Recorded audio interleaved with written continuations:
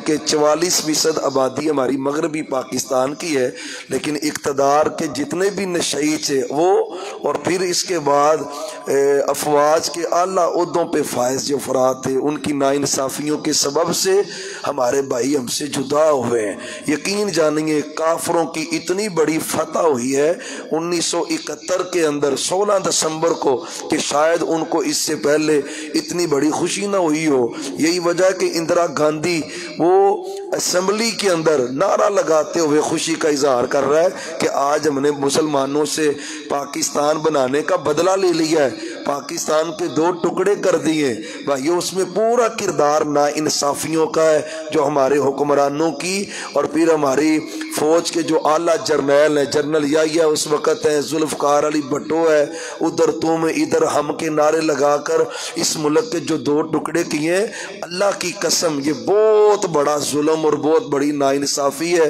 اصل میں پاکستان بنا ایک نظریے کی بنیاد پہ ہے، جب وہ نظریہ ہی قائم نہیں رہا تو پھر نظریے کے سبب سے تو قومیں متحد ہوتی ہیں۔ محمد الرسول اللہ صلی اللہ علیہ وسلم آپ نے مدینہ حاصل کیا ہے نا، تو مدینے کے بعد پھر ساری ریاستیں مدینے کے ساتھ ملتی گئی ہیں، آپ نے اس نظریے پہ عمل کیا ہے۔ ہم نے 24 سال لگے ہیں یہ ملک 2 ٹکڑے ہونے میں، اور 24 سالوں میں کیا کیا ہے؟ اللہ کی قسم نہ اس نظریے پہ عمل ہوا ہے، نہ اسلام پہ عمل ہوا ہے، نہ لا الہ پہ عمل ہوا ہے، جس کے سبب سے اس ملک کے 2 ٹکڑے کیے گئے۔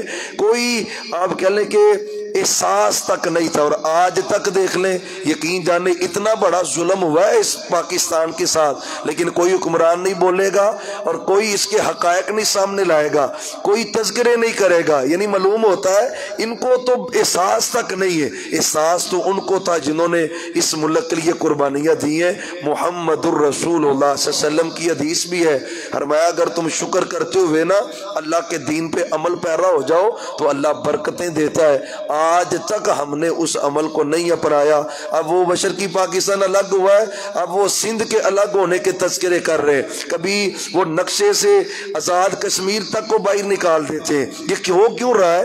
ہم نے اس نعرے سے وفا نہیں کی جو پاکستان کا مطلب تھا اور پاکستان بنانے کا مقصد تھا۔ عجیب بات ہے ان کو مورد الزام پہ آتے ہیں جی بنگالیوں میں وفا نہیں ہے۔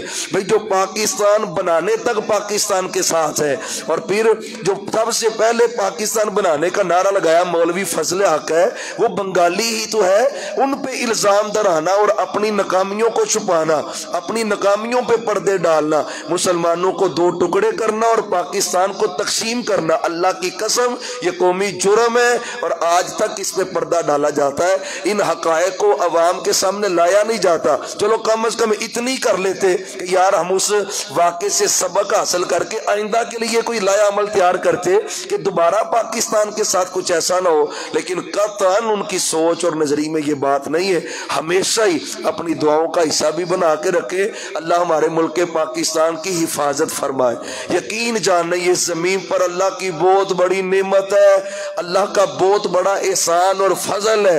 ان مسلمانوں سے پوچھیں جو ہندوستان کے اندر ہے، وہ قربانی نہیں صحیح طرح کر سکتے، ان کو آزادی نہیں ہے دین پہ عمل کرنے کی، تو پاکستان اللہ کی نعمت ہے، یہ اللہ کا فضل اور رحمت ہے۔ ہمیشہ ہی اپنی دعاؤں میں یاد رکھا کرے اللہ ہمارے ملک کو قیامت تک آباد رکھے، اور جتنے ملک دشمن ہیں وہ ملک کے اندر ہے، ملک کے باہر ہے، جس طرح پہلا ثانیہ ہوا ہے مشرقی پاکستان کا، اللہ دوبارہ کبھی پاکستان کے ساتھ ایسا واقعہ پیش نہ آئے، اور اللہ ہمارے ملک کی حفاظت فرمائے۔ ہمیشہ دعاؤں میں بھی یاد رکھیں اور ہمیشہ اس ملک کی بقا کے لیے دعائیں بھی کیا کریں۔ اگر ملک ہے تو ہم ہیں، ملک ہے تو اللہ کے فضل سے اسلام کی آبیاری ہے، ایک سپر پاور اور ایک اللہ کی فضل سے قوت ہے، تو اللہ تعالیٰ سے ہمیشہ ہی اپنی دعاؤں میں یاد رکھا کریں اللہ اس ملک کو قیامت تک آباد رکھے، اور جو اس ملک کا دشمن ہے وہ ملک کے اندر ہو باہر ہو اللہ ان کو ذلیل و رسوا کر دے۔